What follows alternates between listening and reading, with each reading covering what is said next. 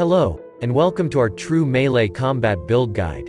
Heavy Strike is the very first attack skill you are going to use as a newly arrived exile. It's a very crude skill, it truly suits the Marauder class. If you admire the simplicity of that skill, and the huge damage numbers that naturally come with it, stay tuned for this guide. To fully utilize the high damage effectiveness of this skill, we are using two-handed swords with very high elemental damage. Thanks to the special banishing blade obtainable from Heist, we can ignore all elemental resistances with our critical strikes. Fortunately for us, swords have one of the best passive skills when it comes to critical strikes. Thanks to the undeniable Ascendancy passive, you will be able to reach very high attack speed values.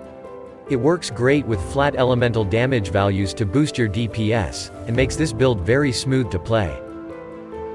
As a result of this combination, our damage output can be really spiky.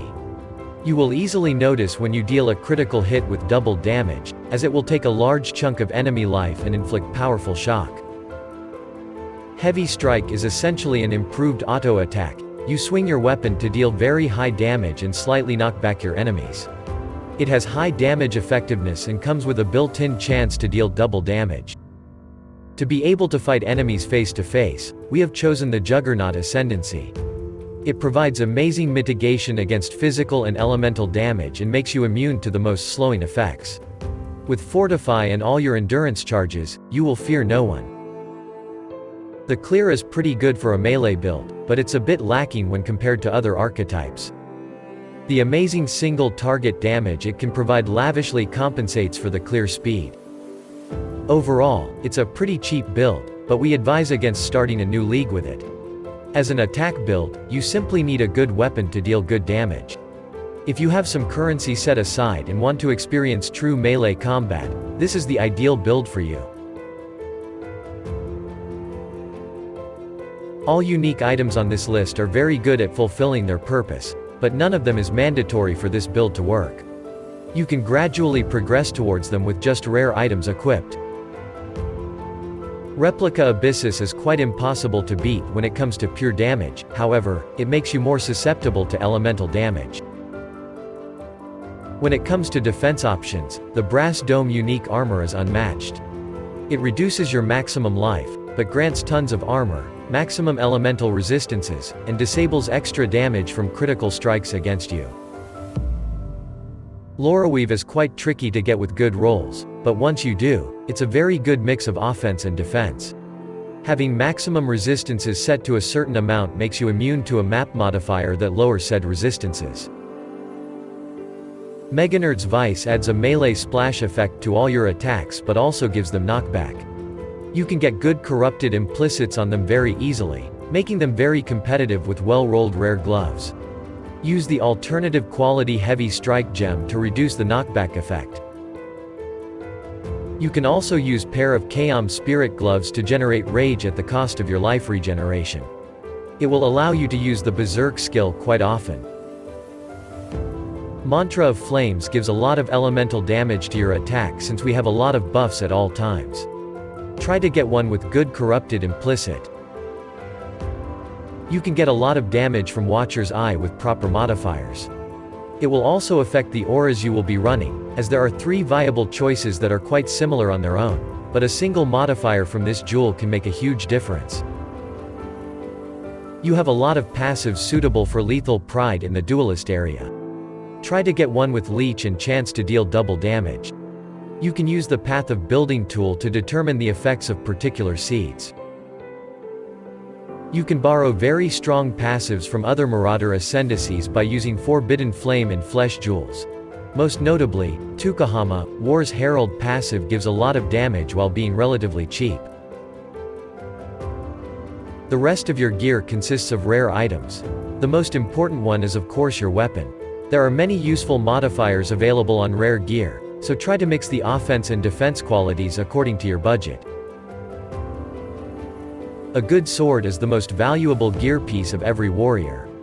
It's important to use the Banishing Blade as a base to ignore elemental resistances with critical strikes.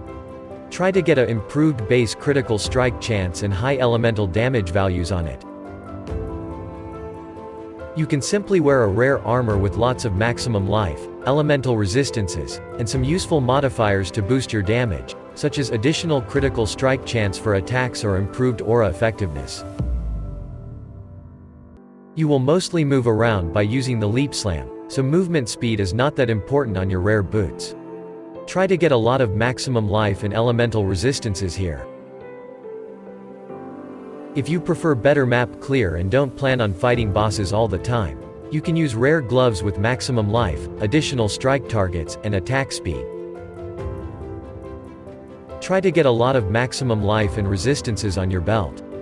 You can also find some useful damage increases and flask modifiers. Use the Stygian Vice to fit in an additional Abyss Jewel socket. If you have Abyss socket on your gear, use an Abyss Jewel with maximum life and elemental resistances. You can also get attack speed and critical strike multiplier here. On your rare amulet, try to get maximum life, elemental resistances, and at least 2 useful modifiers. You will need reduced mana cost on at least 2 pieces of your gear. You can get a lot of elemental damage on your rings if you use the Opal ring as a base and upgrade it with elemental catalyst.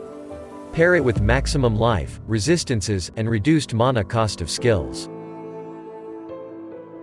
Rare jewels can provide a lot of damage on this build. Try to find one with maximum life, critical strike multiplier, and attack speed. You can also get missing attributes and elemental resistances there. We are using only one unique flask, but it's a very powerful one. Bottled Faith is an excellent flask for any critical strike build, as it increases the damage taken by the enemy standing on your consecrated ground and improves your critical strike chance against that target. For your remaining magic flask, we suggest using Quicksilver Flask with attack speed bonus, Life Flask with bleeding removal, Silver Flask with critical strike chance bonus, and a Diamond Flask with shock reduction.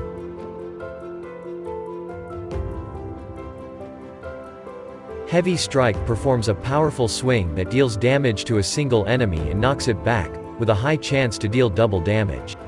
Use the Divergent quality if you find knockback too annoying. To have a good clear potential with this skill, you have to get the melee splash effect. Awakened Elemental Damage Support Gem gives you immunity to Elemental Reflect. Determination Aura greatly improves your armor rating, which is the main defense of this build. Defiance Banner increases your armor rating. You can place the banner to taunt nearby enemies.